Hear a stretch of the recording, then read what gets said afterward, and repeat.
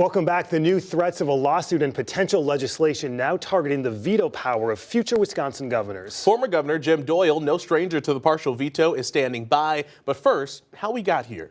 The governor's partial veto power dates back to 1930. A constitutional amendment created the power, and for the first 40 or so years, the state's Legislative Reference Bureau says the partial veto was rarely used. It was Governor Patrick Lucey who in 1973 used the first digit veto, reducing a $25 million highway bonding authorization to $5 million by striking the 2.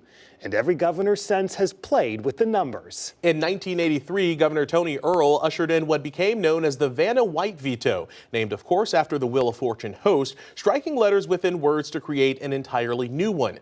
Governor Tommy Thompson did it during his first term, but just several years later in 1990, Wisconsin voters did away with the Vanna White veto through a constitutional amendment. Then there's the Frankenstein veto applied by Governors Thompson, Scott McCallum, and Jim Doyle. In 2005, Governor Doyle pieced together 20 words within 752 words to create an entirely new sentence. In 2008, Wisconsin voters also did away with Frankenstein. With that, let's bring in former Democratic Governor Jim Doyle. Governor, like always, good to see you. Good to see you. Let's start right there. In the 2005 budget, Governor, you pieced together words that allowed $427 million to be transferred from the Transportation Fund to the General Fund.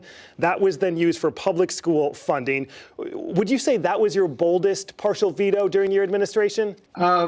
Yes, probably. I mean, there were a lot of partial vetoes, so it's hard to maybe pick the boldest. That was, it's interesting because that fight was the same fight we're having here, where the Republicans for years have been cutting money out of school funding, and every year they would send me a budget that would cut the schools, and I'd have to find a way to continue to fund the public schools in Wisconsin.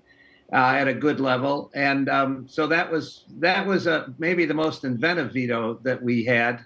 Speaker Valls just noticed that what Governor Evers did in relation to that education veto was unprecedented, and that no other governor, including yourself, has made such a move. Do you agree with that? Is that true? Well, I saw reported, I was unaware of it, but that Scott Walker at one time with a partial veto had extended the implementation date from a program from 2015 to 3015. So apparently this use of the year, the digits in a year had been used before. So I think what happened here was not that unusual, where you find numbers, and it's no doubt this veto power is unusual. It's unusual anywhere in the country, but it's one that's been used by governors now for many, many years.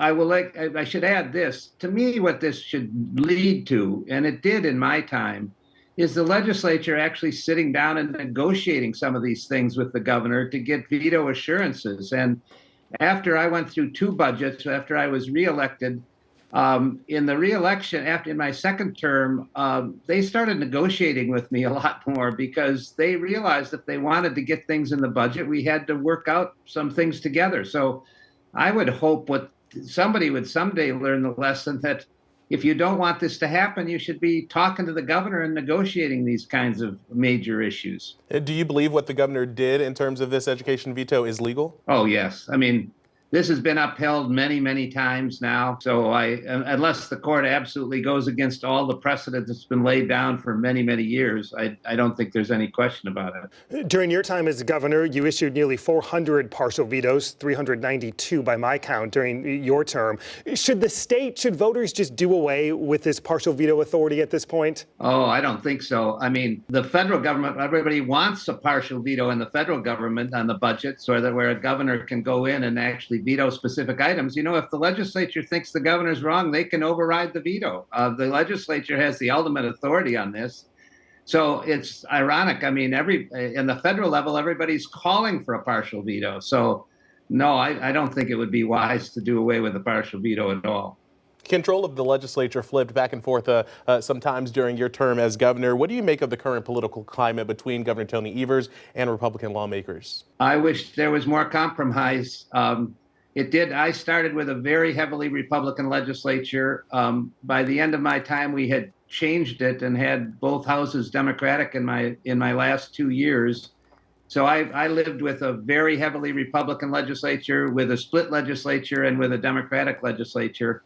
I mean, is there any real reason that they would cut the engineering building out and badly needed at the University of Wisconsin, other than the little political games that are getting played? So I think everybody would be much better served if the legislature was ready to negotiate again, rather than just say, here's the budget, Governor. I think they learned the lesson again. When you do that, of say, here's the budget, Governor, take it or leave it, well, the governor in Wisconsin can do a lot with that budget. Former Wisconsin Governor Jim Doyle, thank you so much for your time. Sure, thank you. Up next, Wisconsin tribes looking to cash in on cannabis.